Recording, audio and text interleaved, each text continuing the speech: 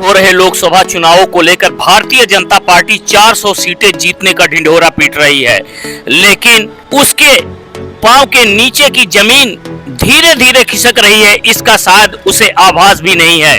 16 मार्च को भारतीय जनता पार्टी के कद्दावर नेता राज्यसभा सांसद अजय प्रताप सिंह ने पार्टी पर हमला बोलते हुए अपनी प्राथमिक सदस्यता से इस्तीफा दे दिया है। 16 मार्च को सीधी शहर के एक रेस्टोरेंट में बुलाई गई पत्रकार वार्ता के दौरान अजय प्रताप सिंह ने बीजेपी पर बहुत बड़े बड़े आरोप लगाए। उन्होंने कहा कि ये वो भाजपा नहीं है जो पहले हुआ करती थी, इसमें वादे और बातें बहुत बड़ी बड़ी हैं, लेकिन अंदर सब कुछ खोखला है। उन्होंने कहा कि मैं पार्टी की गतिविधियों से असहमत हो गया हूं और अपने आप को असहज महसूस कर रहा हूं, इसलिए मैंने आज पार्टी की प्राथमिक सदस्यता से इस्तीफा दे दिया है। तो आज मेरा मन बहुत भारी है और मैं अपने आप को बहुत भावुक भी महसूस कर रहा हूं। उसका कारण है कि आप सभी को ज्ञात है कि विगत 35-37 वर्षों की जो मेरी राजनीतिक जीवन की यात्रा रही है, तो मैंने भारतीय जनता पार्टी के एक सच्चे सिपाही के रूप में यह यात्रा पूर्ण की है और अपने बुद्धि विवेक से, अपने सीमित संसाधन के माध्यम से, तन मन धन के माध्यम से जो कुछ भी मुझसे हो सका, मेरे परिवार से हो सका, हमने पार्टी के माध्यम से सीधी जिला, सिंगरौली जिला, मध्य प्रदेश, जहां जो भी दायित्व मिला, जो भी अवसर मिला, जनता की सेवा करने का काम किया है।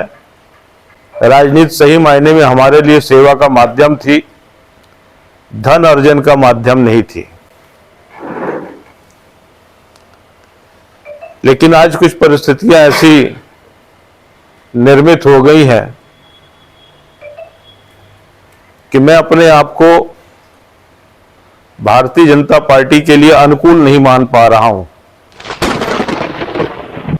और इसलिए मैंने भारतीय जनता पार्टी की प्राथमिक सदस्यता से त्याग पत्र दे दिया है। पार्टी की जो चयन प्रणाली है उसमें मेरी आपत्ति है, उसमें मेरी असहमति है, क्योंकि मेरा स्वभाव, मेरा मन थोड़ा सा विद्रोही है, तो मैं इस परिस्थिति को नहीं स्वीकार कर पा रहा हूं। तो मेरी असहमति, आपत्ति मेरे त्यागपत्र के रूप में परिलक्षित हुई है। पार्टी कहती कुछ है, करती कुछ है। पार्टी कहती कि कार्यकर्ताओं की राय के आधार पर चयन होगा, पार्टी कहती है कि जनता में सर्वे के आधार पर चयन होगा, लेकिन जो परिणाम आता है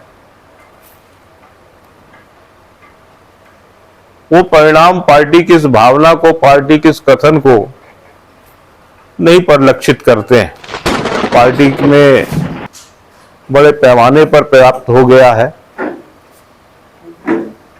भ्रष्टाचारियों को संरक्षण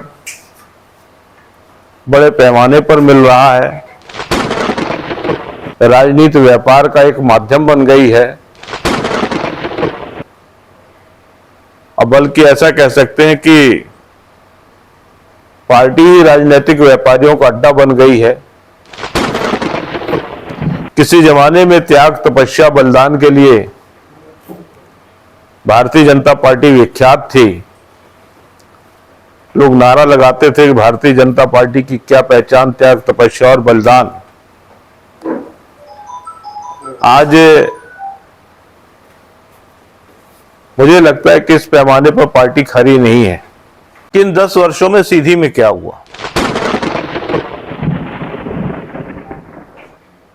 आप दूसरी जगह के आंकड़े बताओ कि 10 करोड़ हमने प्रधानमंत्री आवास बना दिए हैं, 20 करोड़ हमने घरों को नल का कनेक्शन दे दिया है, उज्ज्वला गैस बांट दिया है, फलाना कर दिया है, ढिकाना कर दिया है। मैं तो देखता हूं मेरे सीधी में क्या हुआ। मैं भारतीय जनता पार्टी की तरफ से 6 वर्ष तक राज्यसभा का सांसद भी रहा हूं। इन 6 वर्षों में मैंने सीधी के जो भी मुद्दे उठाए,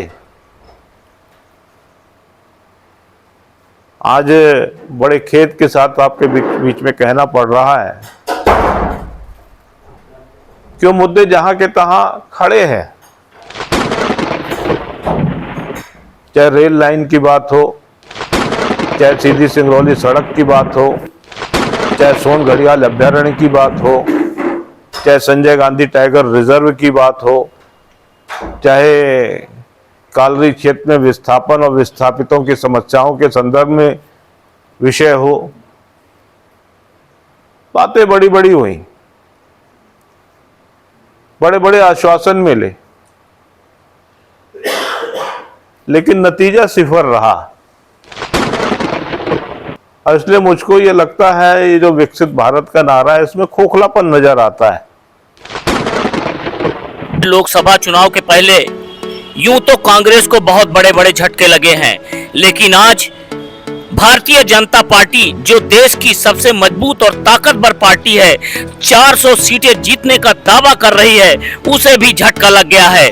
उनके सांसद ने पार्टी के मुद्दों से असहमत होकर इस्तीफा दे दिया है और पार्टी के दावों को खोखला बताया है। अब देखना है कि आने वाले कुछ दिनों में इसका प्रभाव सीधी जिले की राजनीति में कितना पड़ता है। टीवी इंडिया न्यूज के लिए धर्मेंद्र की रिपोर्ट।